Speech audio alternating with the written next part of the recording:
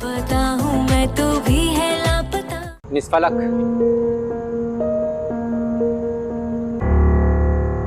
मैं आपको आपके शौहर दानियाल के कत्ल के इल्जाम में गिरफ्तार करने आया। कान खोलकर सुन लीजिए, मैं उसे मौत की सजा दिलाकर ही रहूंगा और मैं पाकिस्तान आ चुका हूं। अब आपसे कोर्ट में ही मुलाकात होगी। कल फलक की बेल हो जाएगी, मुझे पेशी के लिए इस्लामाबाद जाना पड़ेगा। चलो शुक्र है भाई, हम तो कब से दुआएं मांग रहे थे कि जल्द अज जल्द ये सारा मामला खत्म हो, बेचारी फलक की जान तो छूटे। आज पप्पू और ताया के बीच में क्या चल रहा था?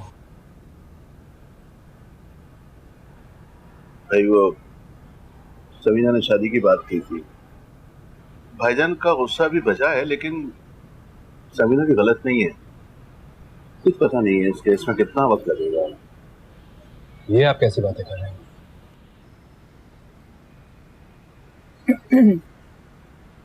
बेटा वो समीना चाहती हैं कि तुम्हारी और गेती की सादगी से शादी हो जाए।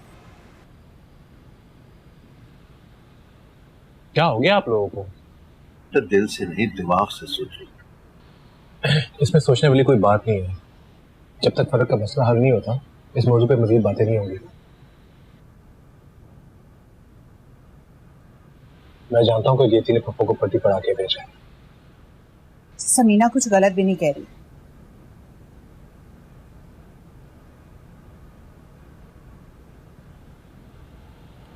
मैं इस्लामाबाद जाऊंगा, अगर आप दोनों ने मेरे साथ चलना तो चलो।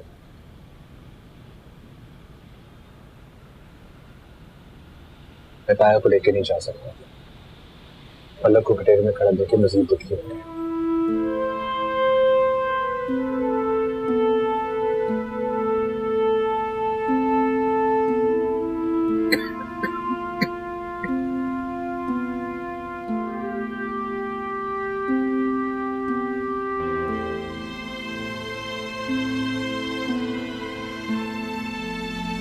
आपको क्या लगता है?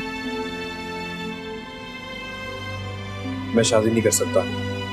शादी से पहले मैं भी ये सोचकर बहुत घबराता था कि एक नई जिंदगी मेरे साथ जुड़ने वाली है, लेकिन देखो गुजर गई। मुझे पूरा यकीन है कि तुम गेती को बहुत खुश रखोगे।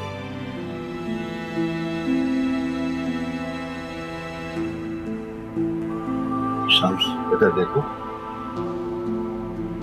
क्या चल रहा है तुम्हारे दिमाग में? कुछ नहीं। मुझे लगता है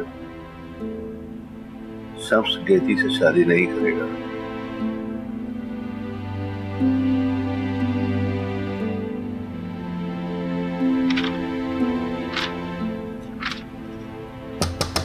दरवाजा खुला है। अगर आप मुझे ढूंढ रहे हैं तो मैं यहाँ हूँ। हाँ बोलो, क्या है? जरूरी कुछ होगा तभी बात करेंगे आप।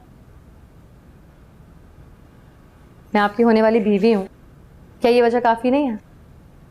तुम्हारे लिए काफी होगा, मेरे लिए नहीं। मैं देख रही हूँ जब से उस फलक वाला मसला हुआ है ना, आप मुझसे ठीक से बात नहीं करते हैं। हाँ, क्योंकि सब में उलझा हुआ हूं मैं। हाँ, तायजाद बहन है आपकी, और भाई तो इसी तरह परेशान होते हैं अपनी बहनों के लिए। यार क्या कहने की कोशिश करी हो तुम? मैं बस आपको ये बताना चाहती हूँ कि हमारी शादी आगे जरूर हुई है मगर कैंसिल नहीं हुई है, तो आप अभी भी ना मेरे हैं, सिर्फ मेरे। और कुछ? आपने 2 दिन से मुझसे बात नहीं की है, और आज जब मैं आपसे बात करने आई हूँ तो आप मुझे इस तरह का एटीट्यूड दिखा रहे हैं। कहती प्लीज, मैं बहुत बिजी हूँ, तुम जाओ यहाँ से, बाद में बात करेंगे। बहुत शौक है ना आपको उस फलक को इंसाफ दिलवाने का, तो पहले मेरे साथ तो इंसाफ करें। शादी मुझसे करने चले और छुप छुप के उस फलक को देखते हैं आप। एक बात ना कान खोल के सुन लो शम्स, अगर उस फलक की वजह से तुमने मुझे छोड़ने की कोशिश की ना, तो खुदा की कसम है जिस कोठरी में तुम 2 साल सड़े हो ना, उसी कोठरी में मैं इस फलक को सारी जिंदगी सड़ने के लिए छोड़ दूंगी। याद रखेगा।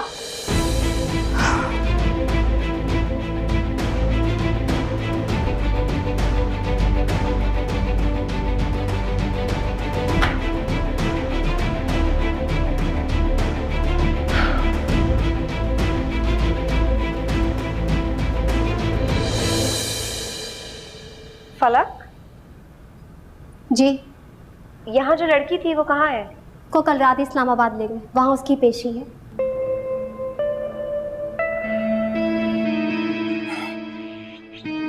बेटा, जब फलक पैदा हुई थी ना, बहुत कमजोर थी। 3 हफ्ते के लिए डॉक्टरों ने उसे अस्पताल में ही रखा था। मैंने पहली मर्तबा जब फलक को देखा तो उसको बहुत सारी ट्यूबें और मशीनें लगी हुई थी। मेरी नजर में देखकर मैं तो सख्ते में आ गया था। 3 हफ्ते मैंने अस्पताल में जरूर गुजारे, लेकिन दोबारा उसे उस हालत में देखने की हिम्मत ना हुई। अभी मेरा दिल तो बहुत चाह रहा है कि मैं तुम्हारे साथ जाऊं और उसे बचाने में तुम्हारी मदद करूं, मगर हिम्मत साथ नहीं दे रही बेटा। अल्लाह तुम्हें इस काम का अजर दे। शर्मिंदा क्यों कर रहे हो आप? खैर से जाओ बेटा।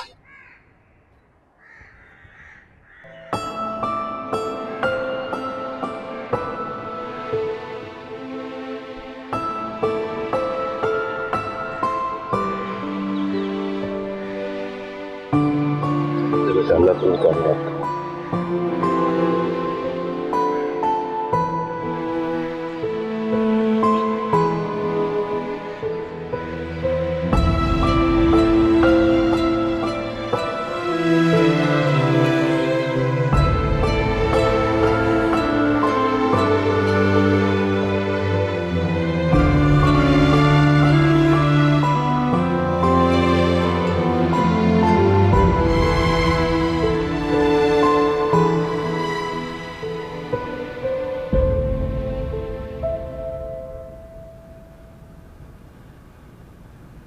जज साहब, अगर इजाजत हो तो कार्रवाई शुरू की जाए।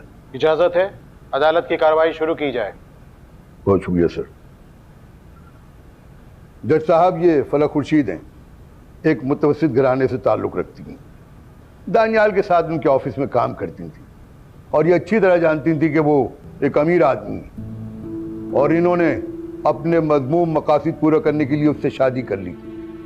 और शादी करते ही नित नई फरमाइशें बढ़ने लगीं, लेकिन दानियाल ने मना नहीं किया और बात नए लिबास और ज्वेलरी से गाड़ी और मकान तक पहुंच गई। तो दानियाल ने मना किया तो ये नाराज हो गई। आपस में इनके झगड़े होने लगे और वो झगड़े आहिस्ता आहिस्ता बढ़ते गए, जिसकी शिकायत दानियाल ने अपने वालिदैन से भी की। और जब इनकी ख्वाहिशात की फहरिस्त बढ़ती चली गई तो दानियाल ने इन्हें सख्ती से मना किया। फिर क्या था, ये गुस्से से आपे से बाहर हो गई और इन्होंने दानियाल को इतना मारा पीटा कि वो लहूलुहान हो गया और बर वक्त तिब्बी इमदाद न मिलने की वजह से दम तोड़ गया। और ये औरत जो उसकी मनकूहा थी, जाए वक़्वा से फरार हो गई और फिर बड़ी मुश्किल से तगुदों के बाद कराची से गिरफ्तार की गई। मेरी अदालत से दरख्वास्त है कि इसको करार वाकई सजा दी जाए। इजाजत।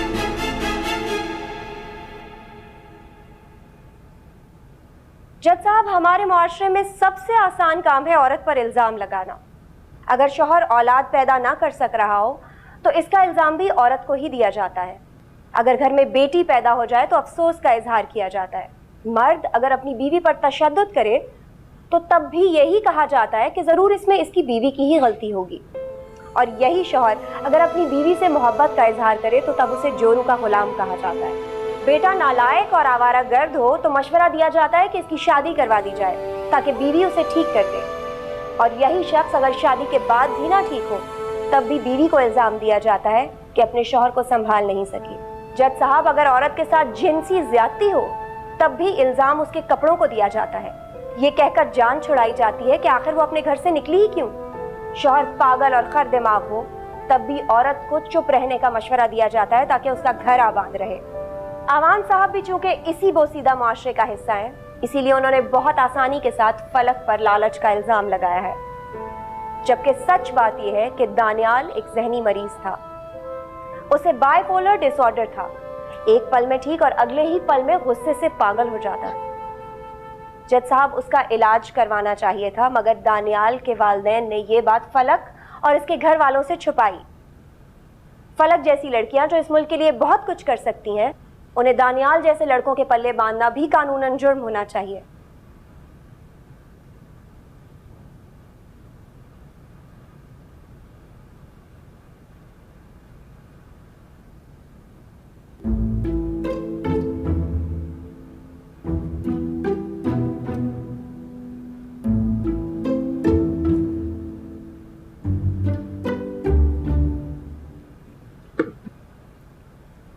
मैम पानी। क्यों, आपके ठंडी बोतल नहीं मिलती? जी जी मिलती है, आपके लिए चाय भी ला रहा हूँ। चाय मैं घर से पीकर आई हूँ, जाओ और जाके ठंडी बोतल लेकर आओ। जी ठीक है।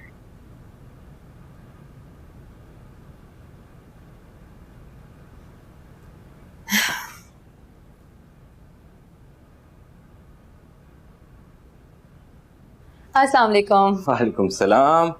गेती राइट? जी जी जी बताइए। मुझे लगता है आपने मुझे पहचाना नहीं। नहीं, मैंने आपको बिल्कुल पहचान लिया। मैंने आपकी टिकटॉक वीडियोस देखी हैं। वो ही तो मुझे तो बच्चा बच्चा जानता है। काफी मजे की वीडियोस बनाती हैं आप। ये तो है, लेकिन अब मेरे फैंस चाहते हैं कि मैं टीवी पर या फिर फिल्म की ना बड़ी स्क्रीन पर आऊं। अब बताइए कब तक मैं मोबाइल की छोटी स्क्रीन पर फंसी रहूंगी? राइट, मगर ये तो आपके फैंस चाहते हैं। आप क्या चाहती हैं? मैं अब बताएं मैं फैंस को कैसे मना कर सकती हूँ? मुझे लगता है कि वो लोग ठीक कहते हैं। मैं अदाकारी में ना बहुत आगे जा सकती हूँ। आप खुद देखिए, पता नहीं कहाँ कहाँ से लड़कियां उठकर आ जाती हैं और हीरोइन बन जाती हैं। आपने देखी है ना मेरी टिकटॉक वीडियोस? मैं असल एक्टर से भी ना ज्यादा अच्छे डायलॉग्स बोलती हूँ। श्योर। ठीक है, हम आपका एक ऑडिशन रिकॉर्ड कर लेते हैं और फिर देखते हैं कि आपको किस रोल में कास्ट करना है। किस रोल में मतलब? मैं हीरोइन का रोल करूंगी। अनफॉर्चुनेटली टीवी पे जरा डिफरेंट प्रोसेस है कुछ। आप ऑडिशन रिकॉर्ड करवाइए और फिर हम उस ऑडिशन की बेसिस पे देखेंगे कि आप पे कौन सा रोल ज्यादा सूट करता है। राइट? आई एम श्योर आप वीडियोस वगैरह तो बनाती रही हैं, लेकिन टेलीविजन के लिए थोड़ी सी मजीद ग्रूमिंग की जरूरत होती है। आप अगर ये रोल अच्छा परफॉर्म करेंगी तो हो सकता है हम आपको नेक्स्ट प्रोजेक्ट में हीरोइन ले लें। और अगर मैंने ऑडिशन में साबित कर दिया कि मैं हीरोइन बन सकती हूँ तो फिर? इस ड्रामे की हीरोइन असल में कास्ट हो चुकी। आप ऑडिशन तो रिकॉर्ड करवाइए ना। बाहर आपको एक लड़का मिलेगा फुरकान, वो रिकॉर्ड कर लेगा। आप देखिएगा, मैं आपको इम्प्रेस कर दूंगी। I am sure. तो बाहर जाएंगी तो मिलेगा फुरकान आपको। हाँ, मैं बस ठंडी बोतल का वेट कर रही हूँ।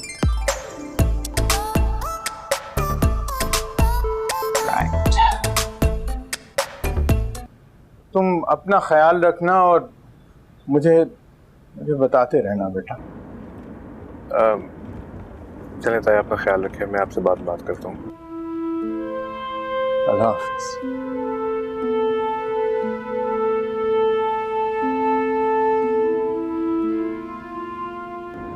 फलक की जमानत मंजूर नहीं हुई। अब क्या होगा? मैं दोबारा कोशिश करूंगी। पुलिस भी ढीलापन दिखा रही है। एक बार मुनीरा अदालत आ जाए तो मैं चुटकियों में केस खत्म कर दूं। मुझे तो शक है कोई मिली भगत चल रही है। शक नहीं, यकीन कर लो। जब फलक के बयान में चश्मदीद गवाह का नाम मौजूद है तो पुलिस का काम है उसे अदालत में लाना। तो आपको क्या लगता है अगली पेशी तक मुनीरा आ जाएगी? इम्कान तो नहीं है, मगर सब्र के अलावा हमारे पास दूसरा रास्ता नहीं है। मुझे यहीं छोड़ दें, मैं आगे खुद चला जाऊंगा। कोई अपडेट होगी तो मैं तुम्हें बता दूंगी। अपना ख्याल रखिएगा। खुदा हाफ़िज़।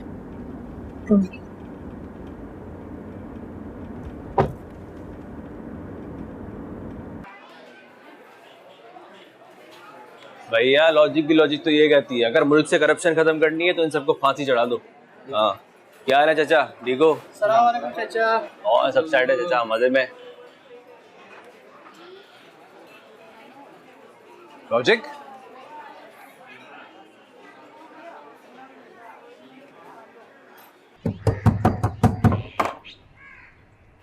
आ रहा हूं।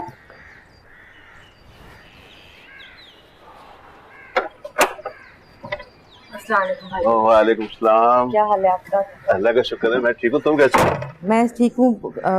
पेशी कब थी भला फलक की? आज पेशी थी उसकी। मैं अभी शम्स को फोन करने ही वाला था। अच्छा, खुर्शीद भाई का अंदर है? हाँ, कमरे में। मैं जरा मिल लूँ उनसे।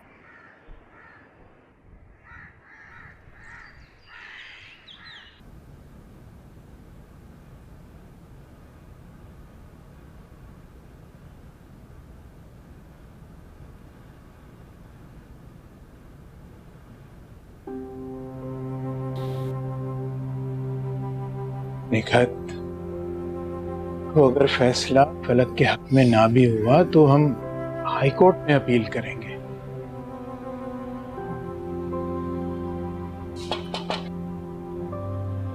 आओ समीना। वालेकुम भाईजान। वालेकुम अस्सलाम। मसला करीम, अल्लाह पे भरोसा रखिए, सब ठीक हो जाएगा। अल्लाह पे तो भरोसा है समीना, लोगों के फितनों से डर लगता है। समीना, मैं तुम्हारी तरफ आने का सोच ही रहा था, माफी मांगनी थी तुमसे। ऐसी बातें ना करें, आप घर के बड़े हैं, क्यों मुझे शर्मिंदा कर रहे हैं आप? बड़ों से भी तो गलतियां हो जाती हैं, पर ये फलक का मसला जो है वो हमारे घर का मामला है। अगर हमीद और तुम अपने बच्चों की शादी करना चाहते हो तो बेशक करो। नहीं भाईजान, मैंने सोच लिया है कि जब तक खैर से फलक घर नहीं आ जाती हम शादी नहीं करेंगे, और ऐसे वक्त पे अपने काम में आएंगे तो क्या गैर आएंगे। तसल्ली रखे, अल्लाह खैर करेगा। मुझे पता है मुझसे जो गुनाह हुआ है मुझे उसकी माफ़ी नहीं मिलेगी, मगर मैं क्या करता। मुझे अपनी कमज़ोरी का एहसास तब हुआ जब उसने मेरे सामने बैठकर मेरी बहन के बारे में, मैं बस उसी रात अपने घर वालों को यहाँ ले आया। 3 महीने तक तो हमें यही डर लगा रहा कि कहीं से वो मनूस की आवाज़ ना आ जाए, कहीं से वो आकर मुझे दबोच ना ले। मैंने शिरीन को भी सख्ती से मना कर दिया था कि वो घर से बाहर ना निकले। फिर मैंने एक कपड़े की फैक्ट्री में काम किया और कुछ पैसे जमा करके एक टैक्सी खरीद ली। बस इसी तरीके से हम अपनी जिंदगी गुजर बसर कर रहे हैं। मुझे माफ कर दे, मुझे उस वक्त कुछ समझ नहीं आया। मुझे अंदाजा नहीं था कि मेरी गलती की सजा फलक और तुझे भी मिलेगी। मुझे माफ कर दे। नहीं भाई, अब ये बातें रहने दे।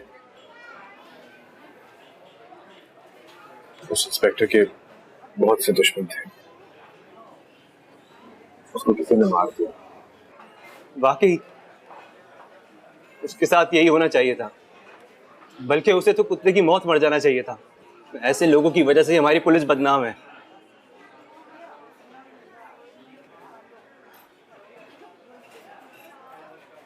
तू वापस आ जा कराची। हाँ, मेरे साथ काम कर, कोई तो मेरे साथ हो। तेरे साथ साथ तो गीती भाभी होंगी ना? पता नहीं, शादी आगे पर वो काफी असर होता जी। अस्सलामुअलैकुम मेरे फ्रेंड्स एंड फैंस, उम्मीद है कि आप सब लोग बिल्कुल ठीक होंगे और मजे में होंगे। आप लोगों की गेती प्रिंसेस भी बिल्कुल ठीक है। आज मेरे पास आप लोगों के लिए है एक एक्साइटिंग न्यूज। जी हाँ, जितनी मैं एक्साइटेड हूँ मुझे पता है कि आप लोग भी उतने ही ज्यादा एक्साइटेड होंगे सुनकर। बहुत जल्द आप लोग मुझे देखेंगे टीवी की बड़ी सी स्क्रीन पर हीरोइन के रूप में।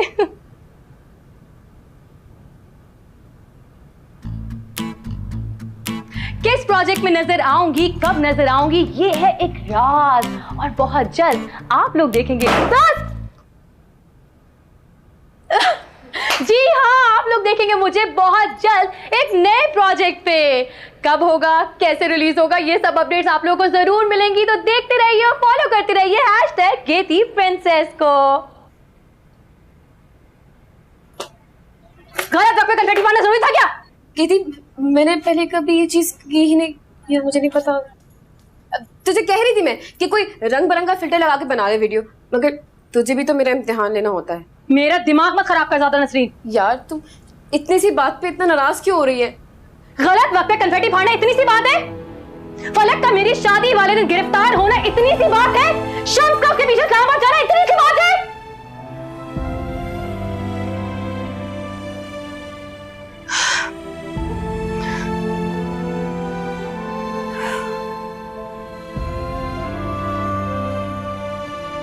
जब घर जा बाद में बात करूंगी। तूने शम्स भाई से कोई बात की थी, समझाया था कि मेरे साथ चालाकी करने की कोशिश ना करे, तो मुझे लगता है उसको मेरी बात समझ में नहीं आई।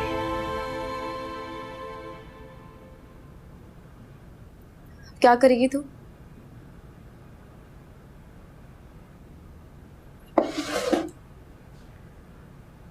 डायरेक्टर ने कहा था ना कि हीरोइन नहीं बन सकती,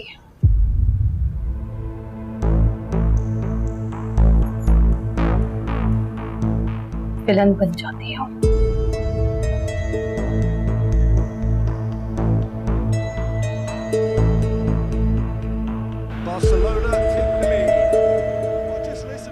तुमने बताया नहीं आज फलक की पेशी थी? हाँ थी, बस कुछ खास नहीं हुआ। मुनीरा भी अब तक गायब है। हाँ यार, बहुत हैरानी की बात है कि दानियाल ऑफिस में रोज़ मेरे साथ होता था, हम साथ लंच करते थे, इनफैक्ट हम गेमिंग भी करते थे, लेकिन कभी उसने ज़रा से भी शक नहीं होने दिया कि वो ऐसा आदमी भी हो सकता है। यही तो बात है, औरत कुछ ना भी करे तब भी हर शख्स उसमें से कोई ना कोई ऐब निकाल लेता है, और मर्द सब कुछ कर भी ले तब भी उसका कोई यकीन नहीं करता। दानियाल के माँ बाप को ही ले लो, अपने बेटे की इज्जत को बचाने के लिए उन्होंने मुनीरा तक को गायब करवा दिया। मैं तुम्हें बता रही हूँ, दानियाल की पहली बीवी का केस भी इन्होंने इसी तरह बंद करवाया होगा।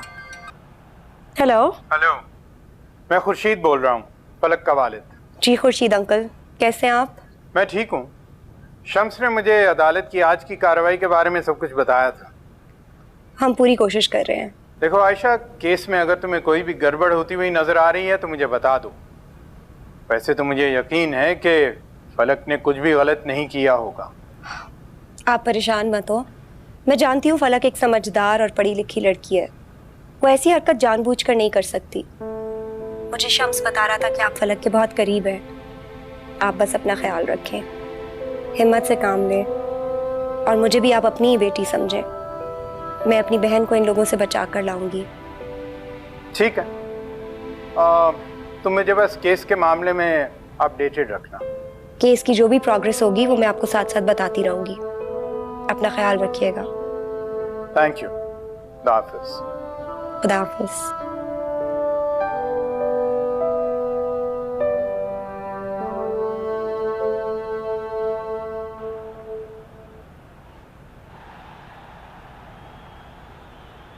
क्या हुआ? कुछ नहीं।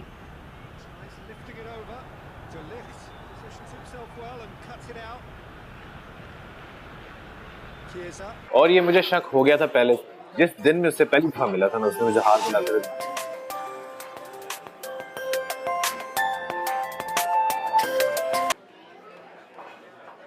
हेलो। हाँ शम्स, कहाँ हो? बस एक पुराना दोस्त मिल गया था, उसके साथ बैठा हुआ। अच्छा, तुम इस वक्त मेरी तरफ आ सकते हो? हाँ आ सकता हूँ। सब ठीक तो है? हाँ हाँ सब ठीक है, बस तुम घर आओ फिर बात करते हैं। ओके, साथ चलेगा?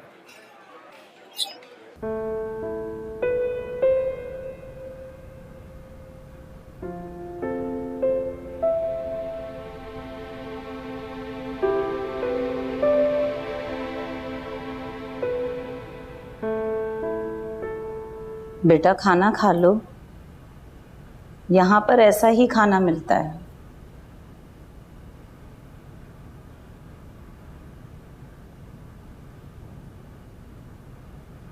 मुझे भूख नहीं। तो भी खा लो, आज इसे जैसे तैसे करके निगल लो।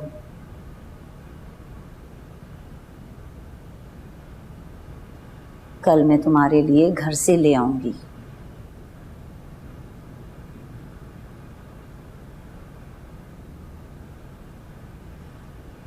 किस जुर्म में अंदर आई हो? अपना दिफा करने का इल्जाम है मुझ पर। मारा था या जख्मी किया था?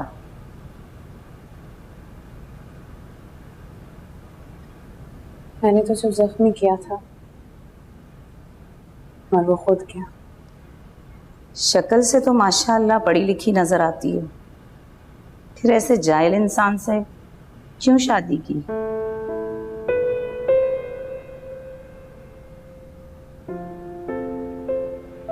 इस तालीम और तरबियत में फर्क नहीं कर सकी।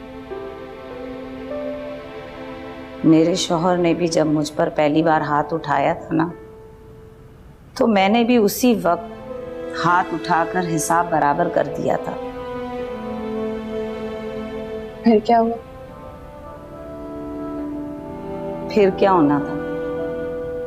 पूरी उम्र मेरे आगे ऊंची आवाज में बात तक नहीं की उसने। बहुत अच्छा आदमी था, बहुत जल्दी मेरी बात समझ गया। ये तो बहुत अच्छा है। मैंने भी इसी तरह समझाने की कोशिश की थी, तो वो समझ जाता तो आज मैं जेल में नहीं होती और वो कब्र में नहीं होती। अब कहाँ है आपके शौहर?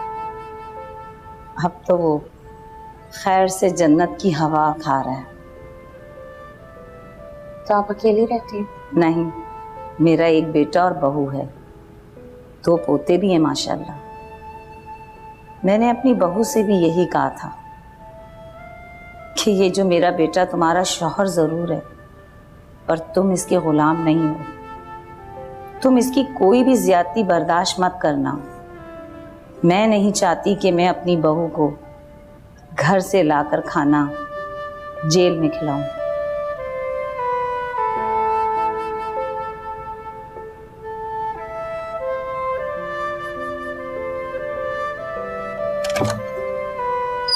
आज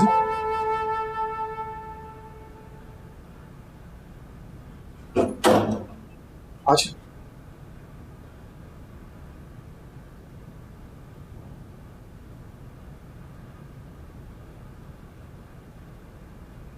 अस्सलाम। ये मेरे बचपन का दोस्त लॉजिक। प्लीज।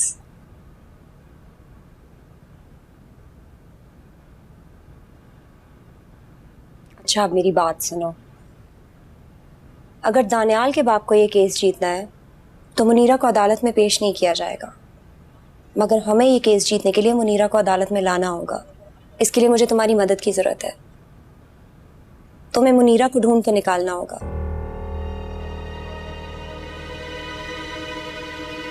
मैं जानती हूँ ये बहुत मुश्किल काम है, मगर तुम्हें करना पड़ेगा। मैं पुलिस पर जितना प्रेशर डाल सकती हूँ मैं डालूंगी, मगर इस तरह केस लटका रहेगा।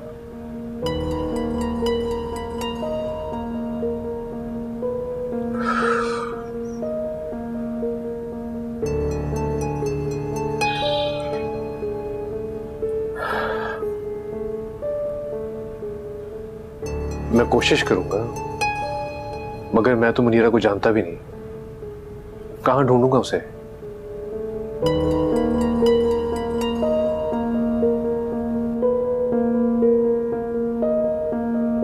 तुम दानियाल के घर से शुरू करके देखो।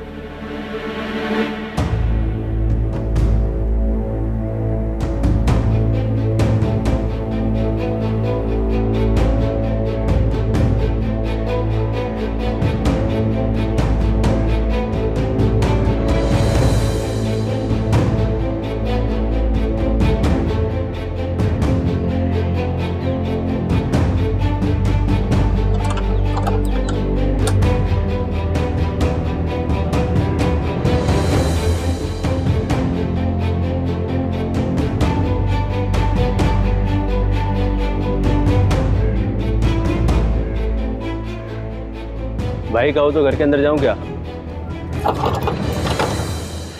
हाँ, मैं भी यही सोच रहा था।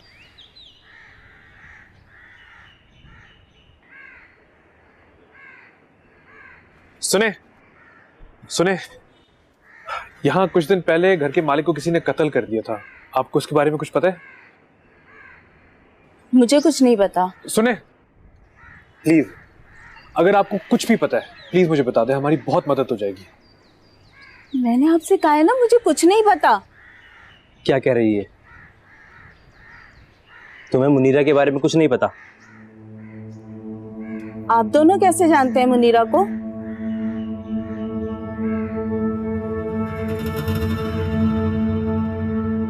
ये मुनीरा ने दिया था। उसने कहा था कि फलक या उसके घर से कोई भी आए तो ये पता मैं उसको दे दूं। ये उसके गांव का पता है। वो गांव जाना तो नहीं चाहती थी, लेकिन उसका शौहर उसे जबरदस्ती लेकर गया है। यहाँ पर पुलिस भी आई थी और दानियाल साहब के रिश्तेदार भी, लेकिन मैंने किसी से कुछ नहीं कहा। आपका मुझ पे एहसान है, आपने फलक की जिंदगी बचाई है, शुक्रिया।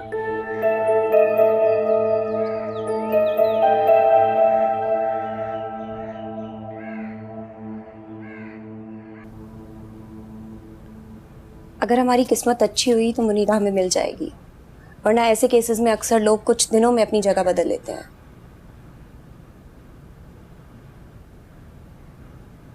मैं आज ही जाऊंगा। उम्मीद है कि मुनीरा के शौहर ने उसको इसी जगह पे छुपाया होगा। अगर मुनीरा मिल गई तो हमें क्या करना होगा? पुलिस को तो हम इतला कर नहीं सकते। ये खबर किसी ना किसी तरह से दानियाल के बाप तक पहुंच जाएगी और हमारा सारा प्लान बर्बाद हो जाएगा। तुम कोशिश करो किसी तरह से मुनीरा को अपने साथ ले आओ। हम उसे यहाँ छुपा देंगे और फिर अदालत के सामने खुद पेश करेंगे। आप तैयारी करें, मैं उसको लेकर ही आऊंगा।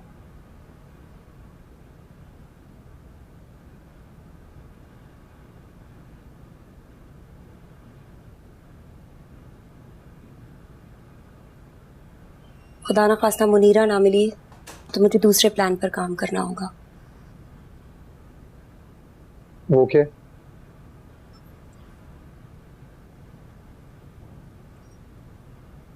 झूठी गवाही दे दोगे? मम्मी आप क्या कह रही हैं? इतनी बेहूदगी, इतनी बेहयाई। अरे मेरे बेटे के मुंह पे कारिक मलने से पहले तुम्हें शर्म आनी चाहिए थी। तुम किसी की बीवी हो, इस घर की इज्जत हो। मम्मी आप क्या कह रही हैं? क्या नहीं दिया मेरे बेटे ने तुम्हें? हाँ, दौलत, मोहब्बत, इज्जत, आजादी। उस आजादी का तुमने नाजायज फायदा उठाया है। मम्मी आप क्या कह रही हैं? बस। तेताली कैसा था? बहुत अच्छा। छा गई गेती, छा गई, ले गई तू बाजी। सच कह रही है ना? ठीक किया ना मैंने? अरे तुझे हीरोइन कास्ट करेंगे, कसम उठ पाले। बस एक बार मैं हीरोइन बन गई ना, फिर तू देखना, तू ना वो मैनेजर बनेगी तो मेरी कसम से। हाँ, और कौन बनेगा?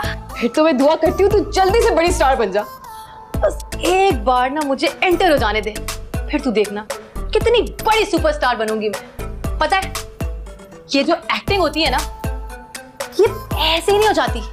इसके लिए ना जज्बात चाहिए होते हैं, एहसास चाहिए होते हैं। ये तो मेरे रब का तोहफा होता है जो किसी किसी को देता है। हे, मैं कितनी लकी हूँ ना कि मुझे तुझ जैसी सहेली मिली। इतनी टैलेंटेड, इतनी समझदार। हाय, काश कि तू मेरी मैनेजर के बजाय ना थानेदार नहीं होती, तो मैं तुझे कहती मेरे होने वाले शौहर को मेरे पास ले आ, जो अपनी महबूबा को बचाने के लिए गया है। वैसे गेती, कि शम्स जो फलक पे इतना मेहरबान हो रहा है, इतना कुछ कर रहा है, कहीं ये दोबारा से स्लिप तो नहीं हो जाएगा? स्लिप तो हो चुका है।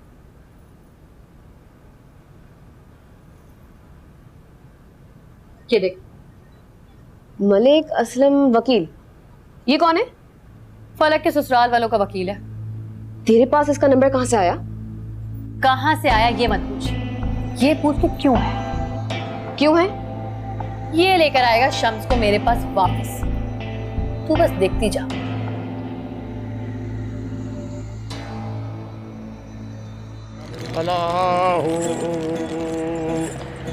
उल्टी बाजी इश्क जिया है, ओ उल्टी बाजी इश्क जिया है, ओ दर्द बिना जो समझे के, ओ सुर बिना जो समझे के, उल्टी बाजी इश्क दिया है वो उल्टी बाजी इश्क दिया है वो दर्द बिना ब्यो समझे के हो दूर बिना ब्यो समझे के उल्टी बाजी इश्क दिया है वो उल्टी बाजी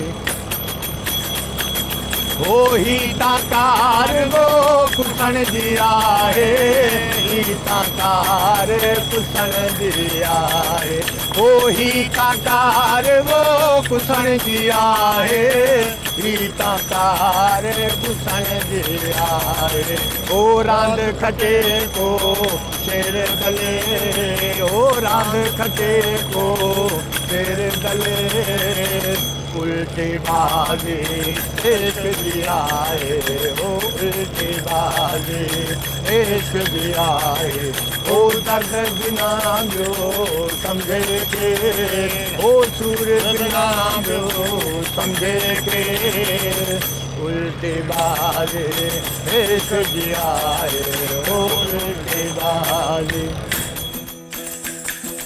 वो जिया रे जान वो जलाए पांजी जिया रे जान जलाए पांजी वो जिया रे जान वो जलाए पांजी जिया रे जान जलाए पांजी हो कोई पाए न तेरे में पेर हो कोई पाए न तेरे में पेर उल्टी बाजी इश्क लिया है हो उल्टी बाजी इश्क लिया है हो दर्द बिना ब्यो समझे के हो सूर बिना ब्यो समझे